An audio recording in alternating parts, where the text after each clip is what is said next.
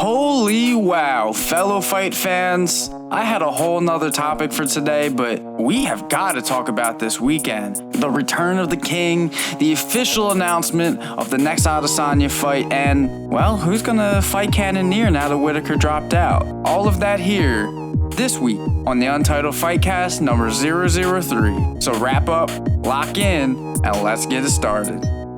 All right, we've got a lot to talk about, but I'm going to try to condense it the best I can. So the course of the UFC basically changed overnight. Now, with that being said, the fact that Conor won isn't surprising. Conor coming into this fight, both in interviews during fight week, at the press conference and all that, Conor was as calm, cool, and collected as I think we've ever seen him. Wasn't antagonizing at all. He was respectful of Cowboy the whole time, even saying a couple times that there would be blood spilled, and there was, but no bad blood. After not being in the octagon for over 400 days, he finished Cowboy in 40 seconds. The biggest thing for me, aside from the amazing head kick and the amazing finish, was the shoulder strikes. I think this signifies what Conor really is, and that's creative. Sure, he's fast, he's powerful, he's aggressive, he's precise. He's a lot of things physically, but he's smart. Maybe one of the smartest fighters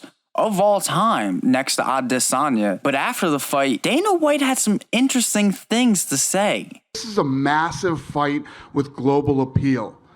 It's the fight that you make. It's the fight that makes sense. It's for the 155-pound title.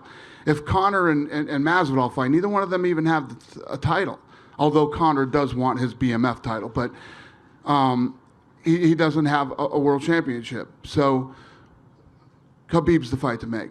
Now, if you ask me, I just don't get how Dana could possibly be so dismissive of the Masvidal fight and the potential changing of hands when it comes to the BMF belt. People care so much about Masvidal right now, almost as much as Conor. I mean, Conor's the biggest thing the sport has ever seen, but Masvidal is on top, and people care about either of them way more than they care about Kamaru Usman. I'm sorry, but I said it in my last video, and I'll say it in this one. Usman just doesn't have a great personality, and he's trying to have a good personality and being a bit antagonizing. And, you know, you saw him in the crowd this weekend and he was yawning and stuff, but it's really just, you know, basic cocky behavior. There's nothing special about Usman's personality. And let's be honest, his fight against Colby was big because of the storyline that Colby had crafted for himself and for both of them going into that fight. That's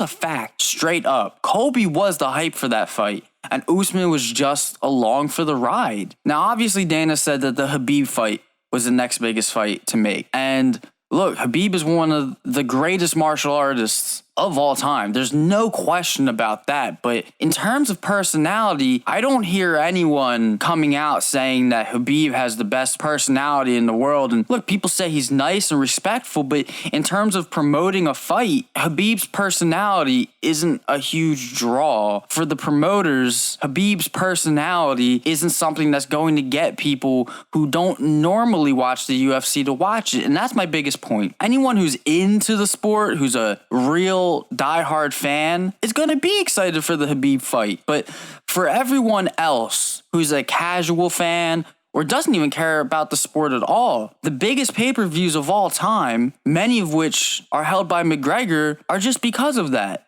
It's because of McGregor, because of his personality. If you think that McGregor's fights draw the crowd that they do because he's a good martial artist, you're crazy. He has the skill to back up what he says, but the important part is what he says, what he does outside of the ring. And to be fair, I don't want to say Conor was boring for this fight at all, because he wasn't. And if anything, I kind of really like McGregor now as a person. He seems to have learned from his mistakes. He's still so young, and he's trying to be the best man that he can be, and I respect that. But at the end of the day, Red Panty Night is a thing for a reason. And the only other big fight that I could say should be in the works would be the McGregor-Nate Diaz trilogy.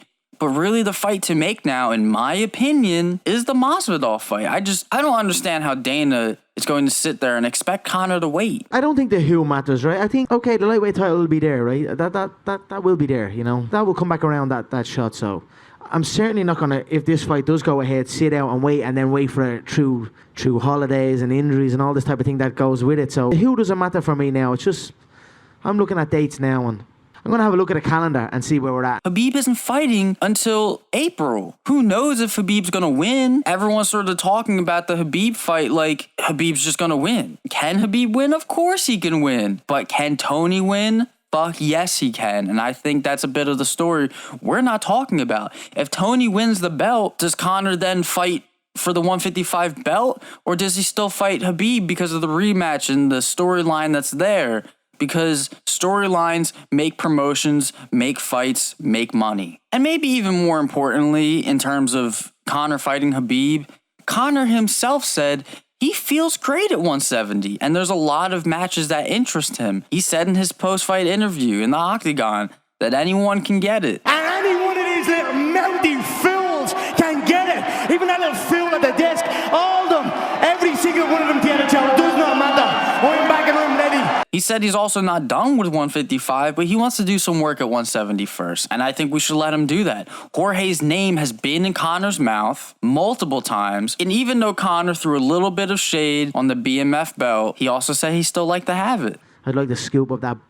That's not a great belt, is it? But I'll still take it. Add it to the list. And I think he's maybe downplaying just a bit how much he might want that belt, but you know. And especially if Conor gets that belt from Jorge and then rematches Nate with the BMF belt around his waist, and then Nate now has a second chance to get the BMF belt in a trilogy bout against Conor. Now that's a storyline. That's way bigger than Masvidal versus Usman. That's bigger than Conor versus Khabib. Again, this is one guy's personal opinion, and so I'll put it out to you guys. Leave it in the comments what you think, but I think that's the storyline. Conor versus Jorge. If Conor wins, he versus Nate. If Jorge wins, then he versus Usman and he gets his title shot. But I just think that's the best way for the story to play out. By the by, meanwhile, on top of that, the Adesanya versus Romero fight has been finalized for March 7th. I'm excited as all hell. And Whitaker pulled out of his fight with Cannonier. So where does that put the 185 division? Oh, and mind you, Paulo Costa has basically been acting like he's ready to fight.